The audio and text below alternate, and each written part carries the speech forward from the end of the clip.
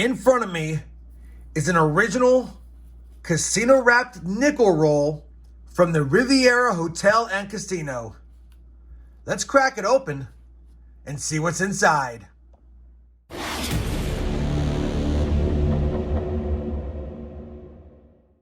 Hey everyone, it's RobFindsTreasure and welcome back to my channel. We have kind of a fun one today. Well, I guess it could be fun or it could be pretty boring, but either way, I've got an original nickel-wrapped casino roll from the Riviera Hotel and Casino.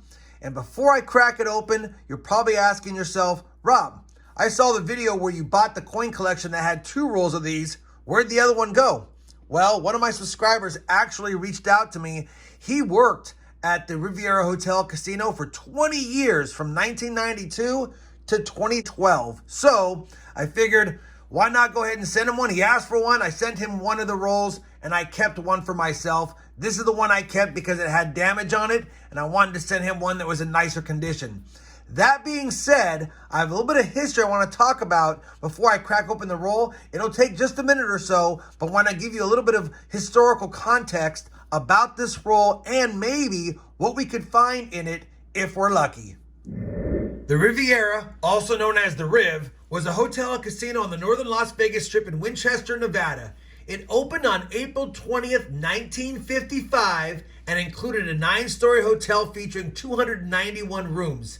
The Riviera was the first skyscraper in the Las Vegas Valley and was the area's tallest building when it was constructed.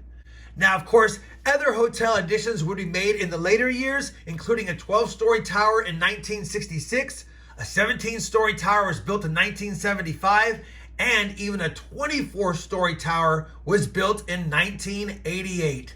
Now that we got some basic hotel information about the casino, let's fast forward in time. Unfortunately, due to financial problems, the Riviera had to close its doors on May 4th, 2015. A year later, June 14th, 2016, they demolished the 24-story tower, and then a few months later, in August, the 12 and 17-story towers were also demolished. Knowing that it closed the doors on May 4th, 2015, we know this roll is at least a decade old. But based on what my subscribers said, the casino went cashless in 2007. So all the rolls that they made at the casino were no longer used in late 2007. That being said, everything we find in this roll should predate, well, at least 2007 and earlier. That's the first thing we're going to look for. If we get lucky, maybe we'll get a war nickel. Maybe we'll get a buffalo nickel. I highly doubt it, though. You got to remember, even if they went cashless in 2007, people were still looking for war nickels and still looking for buffalo nickels and V nickels back then, because that's only really 18 years ago. All right, I spent a lot of time talking about the casino. It's time to get into the roll. Before I crack it open, I'm sure there's going to be some of you out there who are going to say, Rob, why even crack it open? It has some collector value like it is. Yeah, it probably does, but I'm not really concerned about the collectability of a casino roll that's not even that old if you think about it. At best case scenario, this was rolled sometime in the early 2000s. Worst case scenario, it was rolled probably in 2007. So it's not going to have a bunch of good old finds in there, most likely. This is just going to be a little fun video to see what we got.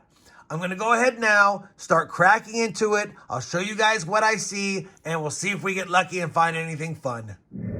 All right, we're doing this pretty much live, so I may fumble and edit a little bit here, but we'll try to do the best we can. We're going to go ahead and crack it open. I'm going to try to save, you know what, I probably should try to save this wrapper as best as possible now that I think about it.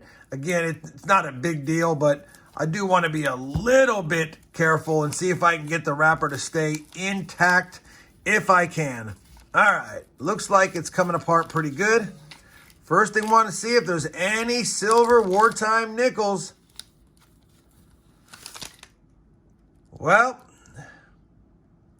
you can always tell an original roll. I guess I should have spent time on that. You can always tell an original roll because there's usually some ribbing, and ribbing means you can see the indentations between the coins. And if I get close on this, you can see a little bit of ribbing on there and some creasing. So we know that this is going to be a roll that has been together for quite some time.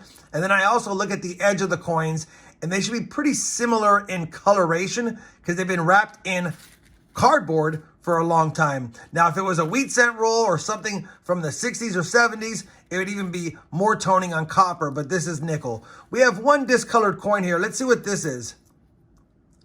Well, we've got a 1960 Denver. Let me go ahead and lay them out. I don't see any wartime nickels by the edges, but I'm going to quickly run through them and let you know what we find here.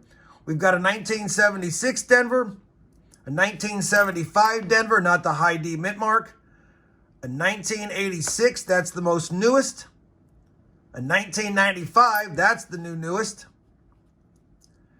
a 1985 again. I'll tell you, these nickels are beat to heck. You can tell they've been in slot machines and handled quite a bit. 89 Denver, 1998 Denver is the newest, 86 Denver, 75D, 97D, 64, 90, 90, 91, 91, 87, 87, 79, nothing old so far. 1995, I think the oldest is the 1960 Denver so far. 1970 Denver, no full steps, of course. 94, 86, 74, 96. Here's a 70S, not a proof though. 89,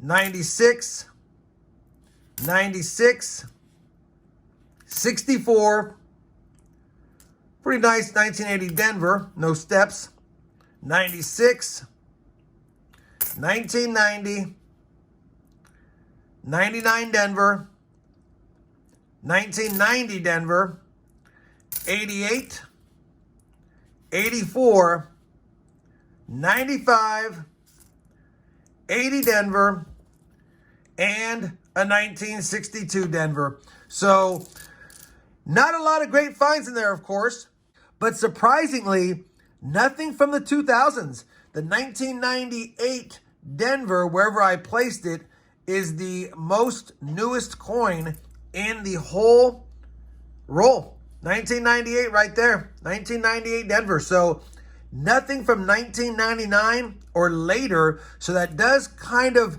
play a part into what we said, but I am surprised because this roll actually may have been rolled prior to 2000, and I thought for sure we'd see a few 2000s in there, but we did not. We also didn't see anything predating 1960, which is, I mean, it's one roll.